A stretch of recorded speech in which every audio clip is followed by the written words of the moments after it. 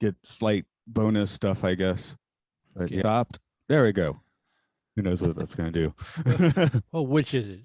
Yeah, yeah. No, and this computer is like 12 years old, and I Right. also the atmospherics changed, which seems to change my computer. Like we went back Oh, to great. cool and rainy, so Uh, we haven't it hasn't gotten that warm here. That's weird. it's coming. It's on the Yeah, yeah. way. Oh, yeah, yeah, yeah. We get a nice blistering summer, but we're in the mountains, so it's a little better.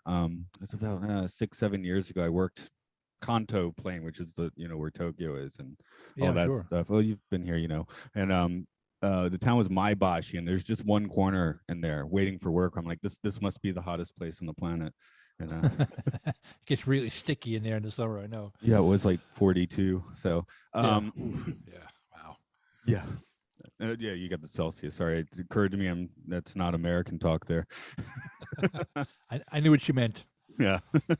No, my mom's 42's hot. yeah, my mom, if I give her like metric, she's always like, what's that in like real, temperature? Right. Yeah. In real degrees. Anyway, thanks for jumping in on this one. So Yeah. Yeah. Pleasure. yeah, very, very quick response because like, do you know it? And you were spitting out facts about the episode within 5 minutes. I'm like, oh, I guess he's onto this. So Well, I was watching, as soon as you sent the link, I was like watching it. I'm like, oh yeah, I think I've seen it before. It's been a while, but uh, I was watching it right as you said it. I'm like, yeah, let's talk. Let's talk about it. Okay. Well, the way I do this is I'll do a quick introduction. I'll read a bit of trivia for the episode. I'm going to have you read the prologue any way you want. Some people do Rod Serling impressions. Some people do Goofy. So it's kind of up to the guest. Right. And Do I have that text here? I'll share the screen when it's time for that. Oh, gotcha. Sure, Yeah. sure, yeah. And then we just riff on it however we want to. And I got 3 questions that I ask at the end of every episode. So All right.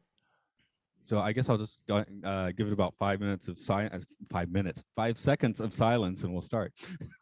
Cool. Hello, welcome to Time Enough Podcast, where we talk about episodes of the Twilight Zone and beyond. This is Matt here. Joining me today is Ivan Bodley, and that's Bodley, right? I got the O right. Yeah, usually Bodley, but like I Okay. said, I've been called worse no matter what. Okay, I coin flipped on it. I know we've talked before, and I was like, oh, what is that O again? But yeah, you are a bass player extraordinaire who has played with north of 50 rock and roll Hall of Famers, Martha Reeves, and I'll get it right this time. Sam Moore. There we go. Okay. Very cool the stuff. guy. That's right. So yeah, last time we got into Spinal Tap. So here we got some more music, a passage for Right. trumpet, a music-minded Twilight Zone episode. And yeah, what's your history with the zone? Is this something you've been watching since you were a kid, or just something that caught your interest? Casual fan. It's always coming, always late night reruns on Channel 11 or whatever on Sunday nights or whatever it was. You just sort of catch it occasionally, but it was always immediately compelling whenever I would see it. It was like, yeah, Serling's interesting, and the storylines were kind of weird, and I was like, yeah, I'm into this. I could be. It's not a horror movie. It's not a ghost story at all. It was just kind of always made you think. So I dug it. They're kind of metaphysical, I guess. And I've mentioned on the podcast before, one of the reasons I'm even doing this is just because I got the Blu-ray set, and I was like, I need to watch all of these and pay attention. So this is my way to do that. Anyway, today's episode, let me just run through a bit of trivia on it. This is a Rod Serling script, so it's one of the man's had his mind on the thing. I didn't even write a note for that because you start seeing Rod Serling and you just skip over when you're making your trivia. Right. Do we know the original air date? Oh, geez, I closed my browser. It's going to be about spring 1960. I don't have the exact date. Yeah, because the show started in late 59, and this is a late season episode, so that's going to put us about springtime. But yeah, I already closed my browser just to make sure I could, use my Zoom properly. Right. Joey Crown, our main character here, musician with an odd, intense face. Oh, I'm reading the prologue. Excuse me. The main event here is Jack Klugman as Joey Crown. He makes a total of 5 Twilight Zone appearances, but his claim to fame is 5 years with Tony Randall on The Odd Couple and 7 as Quincy Jones M.E. Is that M.E.? Is the E for Yeah, emergency? Medical emergency? Okay. medical examiner. Medical examiner. He was America's favorite TV coroner There for we 7 years on Quincy. Yeah, I know that show very well. I gotta admit, that when that was on, I was probably like 6, 7 years old, and I was like, Yeah. why isn't this a cartoon? So Yeah. later I did see some proper Odd Couple, so I do have some Sure. Klugman on the mind. America's favorite TV coroner, and he's a very short list of favorite TV coroners, but he's got to be the top TV coroner. Oh, the other thing that confused me is I was in the Boy Scouts, and there was another scout in there named Quincy, first name. And then we got this Yes. show where Quincy's his last name. It's not that common a name, so I was like Right. really confused as a young tyke. Sure. Understandable. Gabe was played by John Anderson. He's one of those guys who showed up on every TV show. One of his last roles was guesting on Quantum Leap, but that resulted in the show's soundtrack album actually honoring him with a dedication.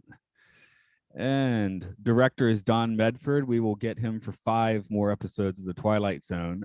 He got in lots of other TV directing glory, having helmed the 2-part finale for The Fugitive, and later on 26 episodes of Dynasty. Wow. Nice. I guess there's a lot of Dynasty, although that was a prime time, right? So it's not like a everyday. It was a primetime soap once a week, and it was like for a long time the largest television franchise in the world, literally. Wow. Oh wow, I would have given that to Gunsmoke or Bonanza, but yeah. I guess they're all in the same ballpark. They kind of are. They're just different eras. Ivan, I think you can now see the prologue if you give us a quick reading on it. I'd be happy to. Joey Crown, musician with an odd, intense face, whose life is a quest for impossible things, like flowers in concrete, or like trying to pluck a note of music out of the air and put it under glass to treasure. Joey Crown, musician with an odd, intense face, who, in a moment, will try to leave the earth and discover the middle ground, the place we call the Twilight Zone. Wow, that's one of the better impressions I've gotten on this show. Maybe you've been practicing. I don't know. He's influential, Rod Serling, man. That voice is ubiquitous. Everybody knows it. Should. Yeah. Question: Did you dry your teeth for this? No, not necessary. No, I have a whole method, a whole methodology that doesn't involve teeth drying, but I can't go into it. It's very personal, private. That's cool. One of my regulars, he's like, I got to dry my teeth before I do it. So yeah. When I put this isn't an episode I think I'd actually seen that much. I'll be an expert on this show when I finish doing the podcast, but I'm working through it as a intermediate at the moment. But so I didn't really know if I was getting into a good one or like a subpar one, but yeah, you see Jack Klugman on the screen, you're like, oh wait, there's probably going to be something to this. Right. Right. Knowing what he went on to become, like he became like the super famous actor. This is very early on for him. But I thought his job in here was really good. Because one thing, in 25 minutes, the Twilight Zone sort of has to paint a broad brush. So yes. Sometimes like Rod just tells you what the person's like, and then they're basically like that, right? Where I definitely thought there was some nice shades of humanity and regret to Klugman's performance here. Yeah, definitely some depth of character, and he's got his inner demons, which he kind of plays very believably, especially given his line of work. Although there is a couple things on the nose, like when he takes the horn out of the case and the flask drops off the table and breaks. You're like, all right, so clearly this Rod is showing us he's an alcoholic. In case you missed the clues earlier, right? Yeah, and you mentioned his lip syncing was not up to par, which I don't know. I'm watching late night. I was into the performance. I wasn't paying attention. I also can't play any instruments you blow into, but. Yeah, it wasn't bad. There were just some technical things that, like, most musicians, or especially any wind players, would notice immediately. And sort of like the fingering was it wasn't, somebody had given him like possibly a trumpet lesson, so he sort of understood what the embouchure was, and you kind of have to tighten up your whole jaw to produce a sound from the thing. but clearly he wasn't trying to spend a lot of time trying to double what the player was actually recording for him. Yeah, I'm sure it drives you crazy when you see a guitarist on screen who's clearly not playing the guitar. Yeah.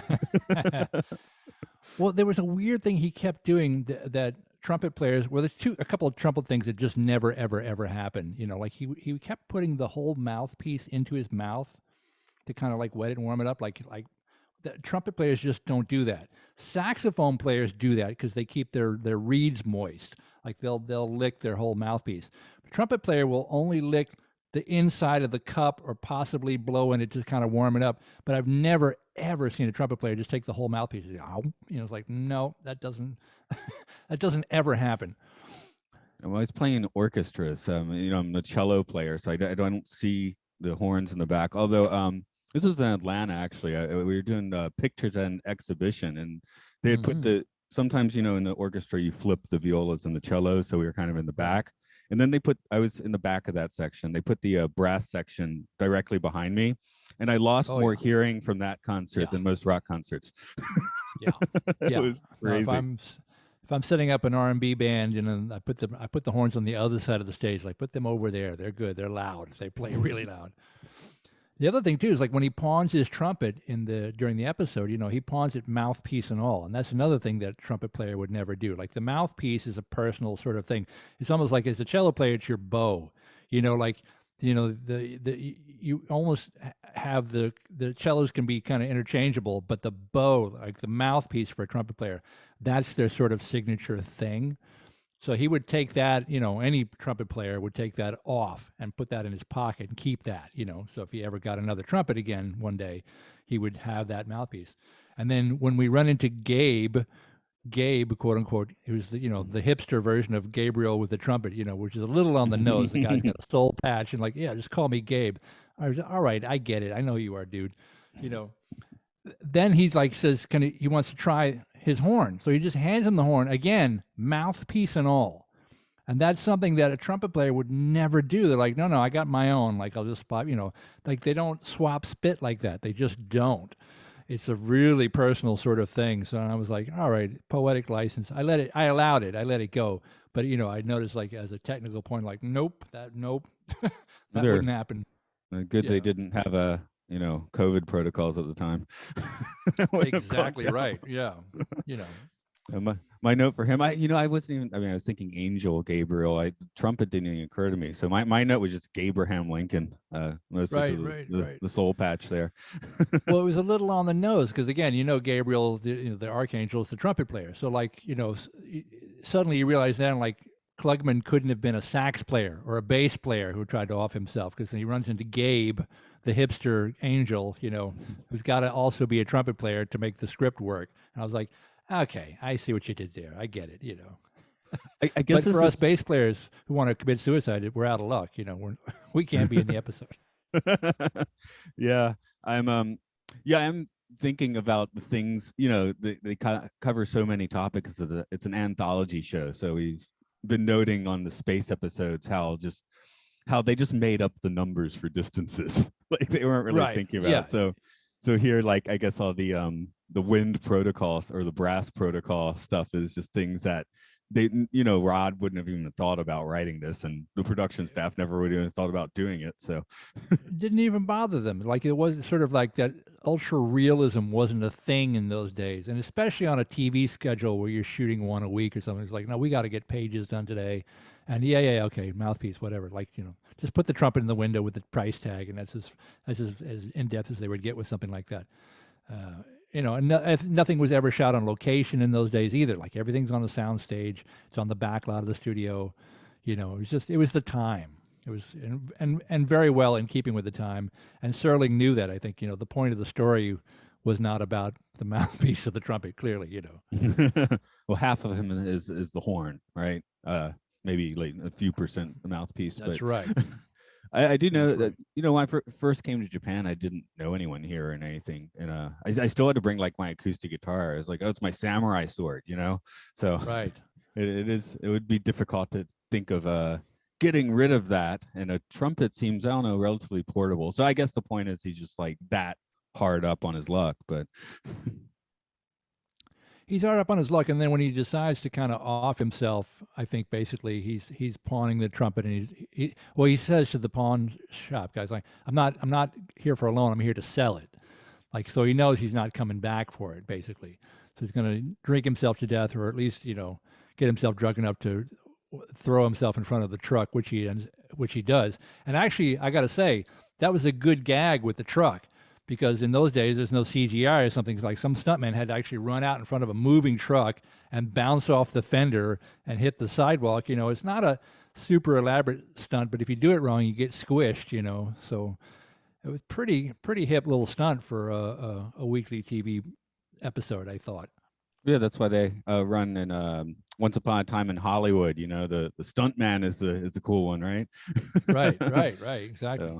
So oh, what was it? Oh, yeah. This is one thing. We just recently did the episode "The Big Tall Wish," which is one of the first times network TV actually had like black leads. And here we have a jazz episode with all white people. So I was like, correct. It's kind of like 2 steps forward, 1 step back, or 1 step forward, 2 steps back. I'm not quite sure, but one of those. It doesn't feel right. I clocked that immediately. I'm like, where are the black people? However, in those days, again, in 1960, the country was extremely segregated, and the jazz music industry was completely segregated as well. There were white jazz bands like Stan Kenton and Maynard Ferguson and Buddy Rich, and those were like all the white bands, and then Stan Getz, and then there were all the black bands that were like Duke Ellington and Count Basie and those guys, and they were like, they very often played separate clubs and separate venues, like they weren't integrated at all. So it felt odd, because jazz is an African American generated, music form for sure. And yeah, there's no there are no black people were even consulted in the making of this episode. But at the same time, because of the times, because of the period of history when it was filmed, it's like, yeah, that's actually had some resonance in the way that the country and the jazz industry was segregated at the time. Yeah, I'm just curious if Sterling had to really push it for The Big Tall Wish, and for this one was just like, I'll just hold back a little bit, which because I'm guessing that it was probably difficult to get that on The Big Tall Wish on television in 1960, whereas this one the network heads would have basically no problem with. So there are very, very few African American led television shows at that point in time. Nat Cole had one. You think till the 60s, Bill Cosby, now that we can no longer talk about it, when he was on I Spy, he was one of the first African American leads on American network television. That's, late 60s.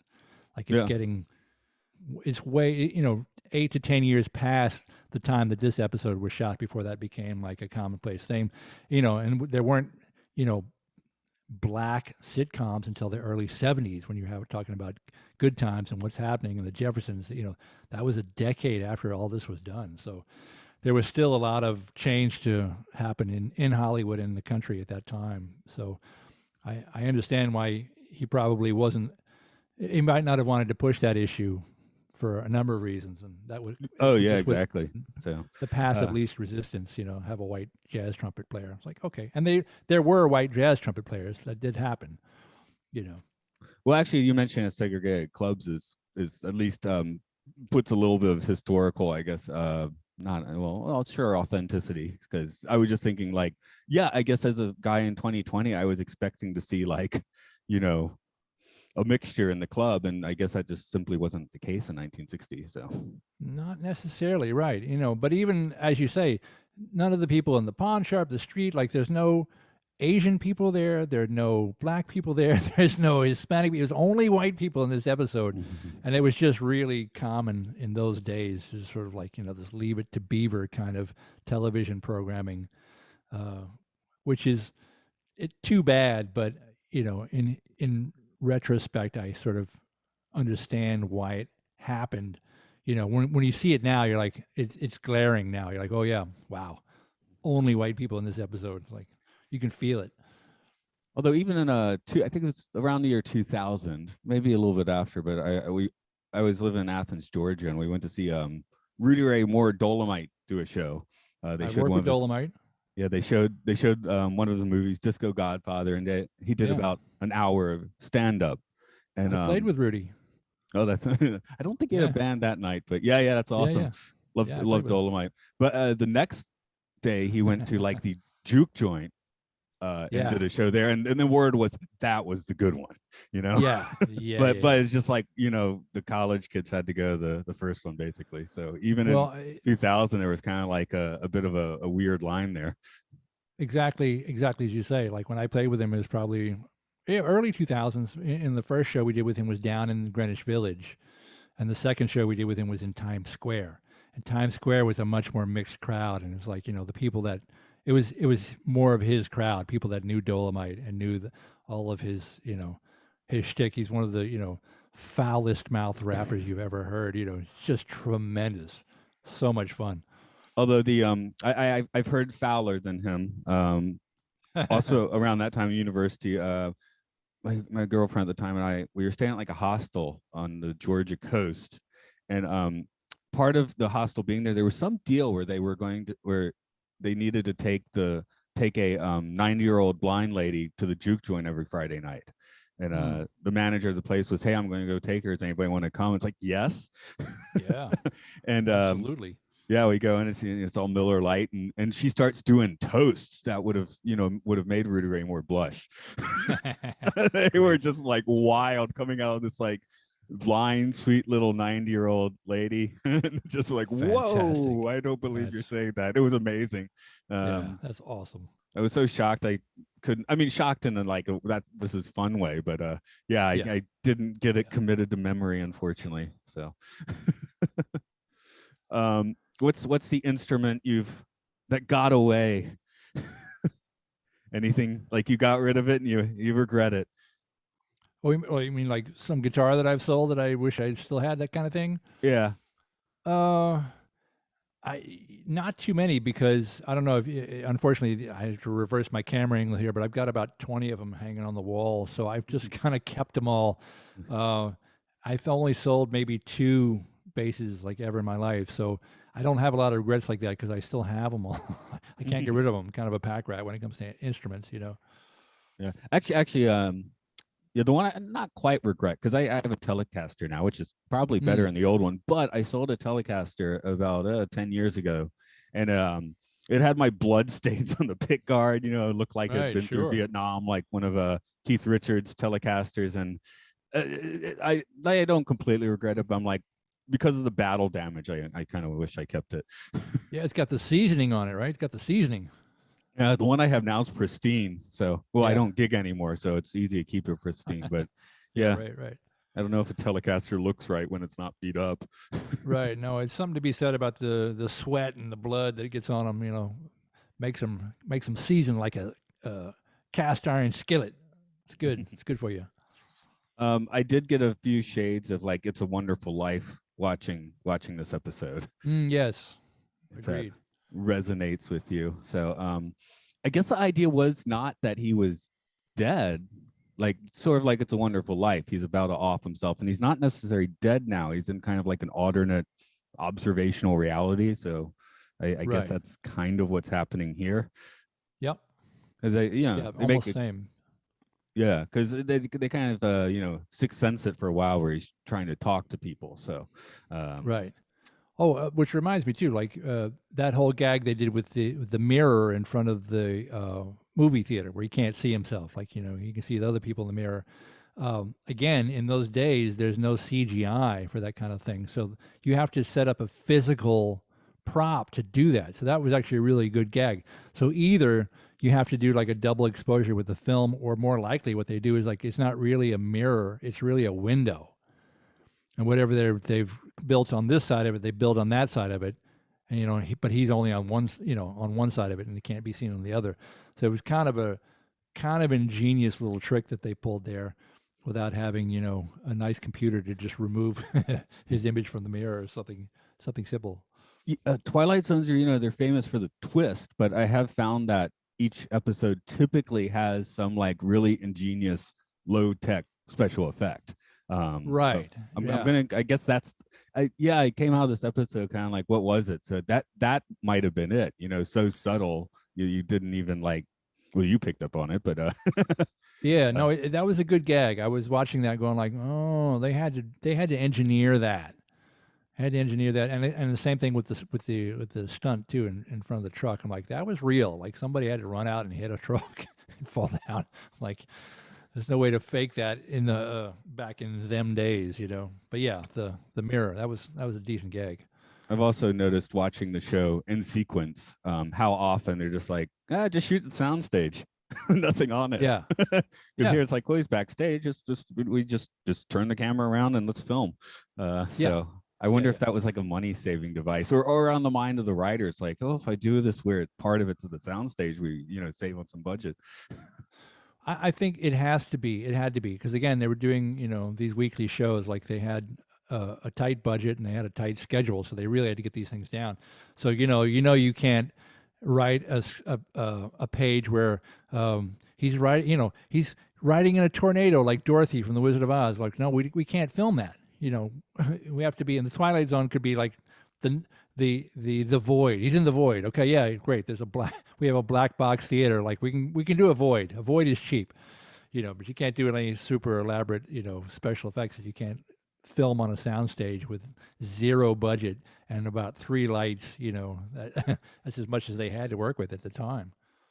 Yeah, one of the reasons I start these podcasts saying the Twilight Zone and beyond is because I really do love some of the '80s series where it's, I guess since it's a little, this one looks so classic, you kind of have to think about some of the budget cuts when it's like you start Right. thinking Yeah. about it. But I just love the ingenious cheapness of some of the '80s shows like Tales from the Dark Side or Right. Ray Right. Bradbury Theater. So that's I want to talk about some of those eventually as well. But they do look like cheaper. So Yeah. Yeah. and they I probably think did have smaller budgets. They were like syndicated. They weren't prime time. So right, right. Well, all those things, there's a limit on what you can do and what you can afford to do, and what it looks like. The Crypt Keeper is just this awful skeleton puppet with somebody's like, triggering the mouth, for Tales from the Dark Side. You're like, all right, that's what they have, and they try to put some lights and some smoke in it to make it look ominous. But I'm like, no, that's a puppet, dude. Plastic puppet, and everybody knows it, but it's kind of the fun of it. um I guess you've played so many shows and things.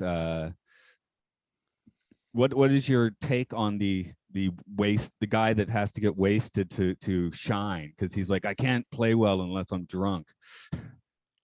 Well, unfortunately, that's kind of ripped from the headlines because there are a lot of people who think that. They sort of like they need to have some sort of chemical removal of their inhibitions to feel like they can just be out there and flow. But over and over and over again, those people, if they continue to go the way they go, they spiral out of control and they end up, hospitalized or dead. And then there's a whole other crop of them that have sort of, hit bottom, figured out that they had to, go to AA or whatever and cleaned up their act. And then once they've cleaned up their act and they come back, suddenly they're playing better than they ever played, not realizing that they didn't need the chemical. Chemicals actually, inhibit your reflex time. So like when you get rid of the chemicals, suddenly you can play way better than you ever could be when you were loaded. So it's a psychological thing. But I know that's a very common storyline, and Charlie Parker, who OD'd in like 1955. That would have been something well known to Rod Sterling in 1960. That was a tried and true trope by then, I think. On what actually one of my other podcasts, we just did the Red Hot Chili Peppers Funky Monks. Just talking about it. And we got into it kind of thinking about how John Frusciante sort of is the I guess the best case scenario for this kind of thing, where he, I mean, just got way beyond the pale in the 90s, but somehow managed to turn it around, get back with the band, then go do what he wanted to for a while, and then get back with the band. So, Right. Well, they lost their first guitar player, Hillel. He OD'd and died in what was it, like 88, I think. So. Like, they've really come right up to the edge and then gone past it. Like they didn't all make it. So John was like, the guitar player who came in. And he came in very, very young too. Like he was, I don't know what, 18 or something when he joined the band. So he was kind of looking up to these guys who are about 10 years older than him, and they were doing some bad things. So he did some bad things, and it got worse and worse and worse. And now I think they finally all, come back from the brink. And of course, as I just said, they're playing better than ever. They sound better because, they're not inhibited by all the stupid chemicals, clouding their judgment in their head and their hands and all that. Yeah. I was just thinking about him because after he did that, I was playing a few of his solo albums. So I'm like, man, these are good or better than a Chili Peppers one. So he's a very gifted player, gifted musician, and I'm sure he probably had the same sort of fantasy. Oh yeah, the drugs make me create better, like my heroes, like Hendrix or whatever. I'm like, yeah, Hendrix would have been way better if he just stopped that shit too, The other one I think I wanted to put out is the idea, I guess. What's it? Joey Crown in this one. He's playing nice, pretty smooth trumpet. Yeah. Which has me thinking of Miles Davis, because you introduce someone to Miles Davis, and they're going to be like, "This guy can barely play." Right. It's not really chopsy, showing off kind of stuff. That was a note that I made when I was watching too. The trumpet tone, whoever's playing that is like a triple scale Hollywood first call musician. Like that trumpet tone is very, very good. It's very mature. It's very smooth. Trumpets, when you hear solo instruments, I mean, you must have been around brass and reed players as they're warming up, when they're playing by themselves, they don't sound this pure golden tone. They're spitty, they're farty, they're leaky, they're hissy. They're like, they don't sound that great. You got to really kind of either to put them in an ensemble or back up a little bit before they start to sound good. And this was like a solo trumpet tone. It was just pure. It was just really golden and gorgeous. I'm like, yeah, that was a triple scale guy they called. I don't know who played that soundtrack, but that was some very high level playing, supposedly done by a drunk in an alleyway. Wasn't totally buying it, even though his character is supposed to be an extremely gifted player. Yeah. So I guess I was, thinking of Miles, just thinking of Miles just because he's always got that, not just the choppiness, but he's got a scratchy tone, right? So it's not that pure tone that we're hearing from the session musician here, but his tone is kind of like lots of creaks, and I mean that's what makes it awesome. And you can hear the spit in it, right? So I guess I'm asking what do you think's best in the end? Beautiful chaos or a pure tone? Right. I mean, it depends what you like, and there's time for both, because Miles, case in point, did some just achingly beautiful, clean stuff. The stuff he did with the Gil Evans Orchestra, pristine, gorgeous, really sweet. And then he's got some of the heroin fueled shit from the '70s, which is just absolutely dirty, scarred, painful, funky as hell. So it just kind of depends what mood you're in and how much heroin you're doing, I think, at the time. maybe that's the magic mixture of in a silent way, that it's smooth and chill, but the trumpet's pretty scratchy on that one. So yeah, he was starting to get some edge, because he kind of founded what became the quote unquote the cool school, sort of the West Coast sound. With his modal stuff, like Kind of Blue, 1959, which is right before this episode was filmed. So he was that he created that kind of really cool, laid back, chill kind of jazz vibe that got to be so famous. It's obviously that hadn't fully developed yet in 1960. So I guess for 1960, this was as cool as it got for the well. Actually, I think Sun Ra's as cool as it got for the jazz, but for network TV. For network TV, but in all actual fact, 1959 was a seminal year in jazz recording history, because Kind of Blue by Miles Davis came out that year, which is one of the best-selling jazz albums of all time. And also 1959 was Giant Steps by John Coltrane, and that was the pinnacle of the mountaintop of the whole bebop movement. So like that was as technical as bebop ever got. Like John Coltrane figured out to play, as mathematically complicated as possible, And then once he got to the top of that mountain, he said, all right, what do I do now? And what he did was he threw away all the chord changes. And we start hearing the 1960s Coltrane recordings. He's doing things like a Love Supreme. He's playing sheets of sound over one chord or no chords, just like it became like this really avant-garde thing, which, then spawned people like Sun Ra to go like, oh, we're doing this now? Okay, great. Stand back, watch this, And Ornette Coleman too. The Shape of Jazz to Come was I think 59. Like all the stuff happened in 59, which is right before this thing was filmed. So again, that all had to be sort of very present in his mind as he's composing this thing. He must have written it, seeing what was happening in the jazz world. Because I think Serling was a jazz head, right? Wasn't he? Do we know that? We do know that, right? I don't know. We know that, but I just can't imagine a guy who looked like that not, grooving to some bebop. Yeah. He's a hep cat. He looks like it. That's why he writes Gabe the Angel, who's also a hep cat, man. One of the worst things I did in university was I was annoyed with the people on my dorm floor for making noise or something. So I put in a Coltrane's Ohm, put it at top volume, locked my door, and left for a while. Sure. So I just sound blasted the entire hallway with Ohm. Sheets of sound. Yeah, that's you got to be in a special mood for Ohm, I think. Which, and I think that was followed by I don't remember what the other ones. It was that Major Works of John Coltrane CD. So, yeah. Do you have any other big observations on this episode that you want to throw out? Those were the big ones that stuck with me. I remember the mirror, the stunt, and then the horn things were bothering me. The technical things, it didn't bother me, but I'm like I noticed them all. I'm like, yeah, it pulled me into the reality of the situation.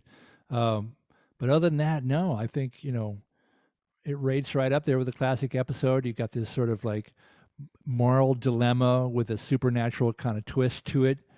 I think in your note too, you were talking. I read your show notes about it. You were talking about when he meets the girl on the rooftop afterwards. Like she's immediately like, "Hey," totally into him. Like right on the spot. You're like, "Wow, that escalated kind of quickly." But we only had 26 minutes to do the episode. We kind of had to get to the money shot soon.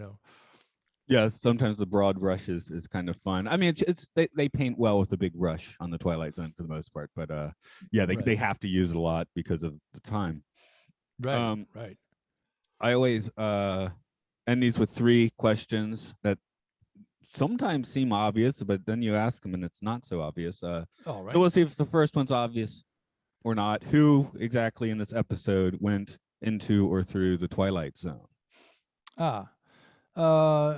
And this one, well, it has to be Joey because he's the one who goes into this sort of purgatory, and then comes to the realization once Gabe hips him to the fact, like, no, you can go back anytime you want, So he's in this case, it's almost like the purgatory is the Twilight Zone, I think, in this particular episode.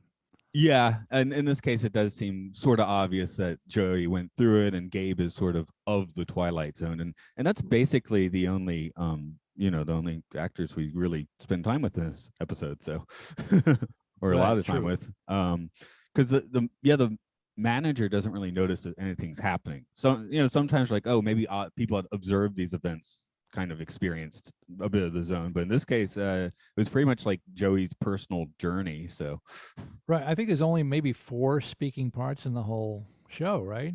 Yeah, something like that. Yeah, it's like and most of it's Joey. So like, yeah, it's all Klugman pretty much.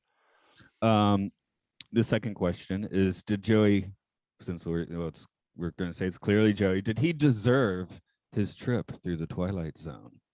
He deserved it. Yes, he did, because he made a very conscious choice to jump in front of a truck and kill himself. So and he couldn't control his demons, and finally, sort of when he decided to bottom out rather than do anything else to tough it out, he says, "I'm going to off myself." So yeah, he invited that one on himself for sure. Yeah, it's kind of the Twilight Zone or death. So in this case, I guess, well, this is a case for the Twilight Zone. It's a bit of a blessing for him. So. He kind of lucked out there, While I thought he was dead though, and he's smoking, I'm like, oh, that's fine because he's dead. You smoke after you're dead. Not a problem. Not Light a up all problem. you want. I think they know from people that have jumped off the Golden Gate Bridge and survived. Like the second you jump, they all immediately regret it. Like, whoops, should have done that. Yeah, whenever you feel like it's time to kill yourself, wait 5 minutes. Right, Is right. probably a good method to at least. And, well, then you wait. Then it's like, oh, wait another 5 minutes. So it's like, but then I'm never gonna kill myself. Well, yeah. Yeah, it's kind of right. But as soon as Klugman gets to the Twilight Zone and realizes he's got a choice to go back, he immediately takes it. Oh yeah, definitely want to go back for sure. And he regretted it immediately. Hopefully a bit cleaned up. Yeah, I put it in my notes, and the one that really I guess I thought about was Clifford Brown, because he was in a car accident, wasn't he? Yes, or he was, plane accident or something. Yeah, because he's basically got one LP you can get, which is phenomenal stuff. But yeah. So he changed the world and died. That was like really tragic. Yeah. It didn't even really pick up steam until after that, which could have been Joey's thing. Maybe he had just made an amazing recording, so that'll catch up later. Well, interesting too. Like, do we think that because he's had this near-death or this post-death experience, and given another chance, and now he's got a girlfriend, we think by the end, like, is that going to solve all of his problems? Is he now a teetotaler? Now he's not going to drink at all? Like, I'm not completely sold that his problems are over, but, the episode's definitely over. That's for sure. Well, he's had a firm warning, at least at this point. Oh, yeah. So if he does end up in Skid Row next week, that's like hardcore his fault. So that's him. Exactly. That's on you, bro. My last question is my tripometer. I used to do psychedelic record reviews, so I had the I don't do these on quality because they're generally all pretty good, but the tripometer 0 is not trippy at all. 5, it's extremely trippy. You can do a decimal. I have people just make sounds. So right. Where do you want to place this one? In the Twilight Zone world and the oeuvre of Twilight Zones, this is probably only a 2, because there is a Twilight Zone, and he goes in, he's in purgatory, and he dies, but he doesn't die, and all that kind of stuff. Tries to commit suicide, but isn't killed, So that's trippy, but there's no pig face, and there's no, no monsters on the wing of the airplane or anything like that. So. It's pretty tame as far as what Rod can do, because once he's in, he doesn't know he's in purgatory, so the set is still the same set. There's no special effects. It's all realistic. And then he runs into Gabe, the hipster named Gabe, and he's a completely normal looking guy with his soul patch and his trumpet, So very untrippy for a Serling production. 2. I'll give it a 2. Yeah, actually, that was exactly the number I was thinking for this one. Although you were mentioning like monsters and like the third eyes and stuff. Right. And I was thinking I recently did give my first 5 on this podcast to A World of Difference, which also is all very real world stuff. Like it doesn't have the imagery in that one's not trippy, but the reality bending in that was enough. Just the subtle reality bending. But this is like. It's a Wonderful Life, made short, so that's not particularly trippy.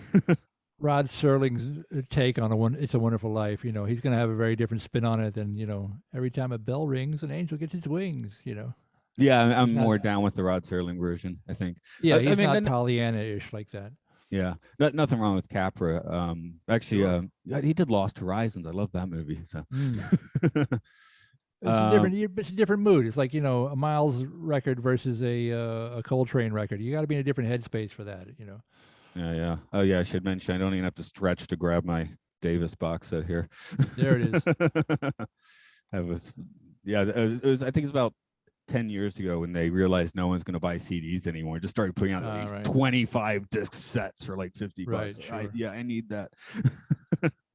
So, we'll wind this one down, but Ivan, if you could tell listeners where they can find you, you got your book. I'm sure you've got some gigs coming up or whatever. I got gigs. I got a book. The book is called "Am I Famous Yet? Memoir of a Working Class Rock Star." Everything you'd ever want to know about me and more, way too much information, is at funkboy.net, funkboy.net. Links to everything, all the socials, all the YouTubes, all the book, everything. It's all there. This tomorrow night I'm going to be in at the Mohegan Sun Casino with Lil Anthony and the Imperials. I'm doing some run with them in the next few days, and I got some things coming up in Atlantic City with Jay and the Americans and Gloria Gaynor and Tony Orlando and a whole bunch of stuff. And then the rest of it's all weddings, funerals, and bar mitzvahs to pay the rent in the meantime. I was about to say that's where you make the money, isn't it? Yeah, it's all good. It's all good. It's been busy though. It's been very good. It's been really nice. Okay. Well, thanks for joining in today. So, I'm gonna go tell the listener, go put on In a Silent Way. That's the thing. That's how you chase a Twilight Zone. That's Miles on the cusp of being kind of blue before Bitches Brew, In a Silent Way. Like he's turning the corner. You can hear him turning the corner right there. The electricity is starting to creep into the band. The edge is starting to creep into the trumpet tone. It's like, yep, something's changing. Yeah, it's good. It's good. I am a sucker for the vintage Fender Rhodes sound. That's one that definitely, like, I agree with all the hype. Oh yeah. No, I think Zawinul's on that record, and is Chick on that one as well. Yeah, I think they both are. Is that in McLaughlin? Now I just gotta grab it and look at the back. Yeah. I'll probably before Bitches Brew is the one after that, and that's when he became fully electric, and that was when he fully sort of fusion jazz as we know it. Kilimanjaro and this one are, let's see, right. Your Chick Corea is there. Donald's there. Oh yeah, McLaughlin is there. Tony Williams on the drums. Just that's the perfect band. He's coming around the corner right there. Like, but I think maybe Dave Holland. Like, there's still some acoustic instruments on there, but he hasn't fully gone into the wah-wah pedal world just yet. But he's on his way, and you can hear it move. It's a great pivotal record in his career. All right. Anyway, yeah, thanks for coming in. I have a music guy I usually bring in, but he got work, so he's like, man, I can't commit to this anytime soon. So I'll call him at a later time, and I'll call you at a later time too. So anytime, my friend. I really appreciate the call. I enjoyed doing this. Do love me some Twilight Zone. It was really fun to dig into this and talk about it on more than just a casual level. Yeah, because I get a whole range. I've had a few people that have like never even seen it before. I was like, do you want to watch one? So, and a couple of people were quite trained in. So, I wasn't around for the original airings of these things, but I definitely caught them, starting in reruns. So they would be on like Sunday nights at midnight on Channel 11 or something. So I was always a fan, but I've definitely not seen them all. So this is really cool. Yeah, being a little younger, weirdly, I mean, in the past like 15 years, I definitely know the original better. But growing up, I probably knew the '80s one like way better. Sure, just because I was that was what was around. TV. Yeah, exactly. Right. So, I had one more interesting point, but I lost it, and I'm already cutting the podcast anyway. So, okay, have a good one. Then I'm gonna go. See, I do these and then I go to work. So that's actually cool. I'm still wearing house pants. I just wear this to look cool, and because it's on the back of my chair anyway. So that's it. You only have to look good from the waist up on camera. That's all it is. That's right. Okay, have a good one then. I'll catch you later. And thanks, really quick, yes, I'll just tell you, this one will probably be airing a little bit of a wait. I think it's mid-July. My list seems to have fallen. Oh, there it is. I'll be here. Yeah, I can tell you exactly when it's going to be. It's July 11th. So I get ahead on these because they're fun to record. Yeah, good. Oh, that was one. The Big Tall Wish. The reason I brought that up so much is I actually got a cool guest for that. Someone I went to high school with, but during the George Floyd protest, she went out and had like the National Guard and the protesters all like dancing in the streets together and like writing their wishes on the wall. I was like, that's cool. Wow. So so I needed to follow up a little bit on the fact that this jazz episode did not have anyone of color in it at all. Right. Yeah. No, point taken and well observed. I noticed exactly the same thing you did when I saw it. I'm like, yeah, well, okay, I understand. I get it. It was the time. Okay. I'm going to go end the meeting then. See you later. Got it. Thanks, buddy. Bye-bye.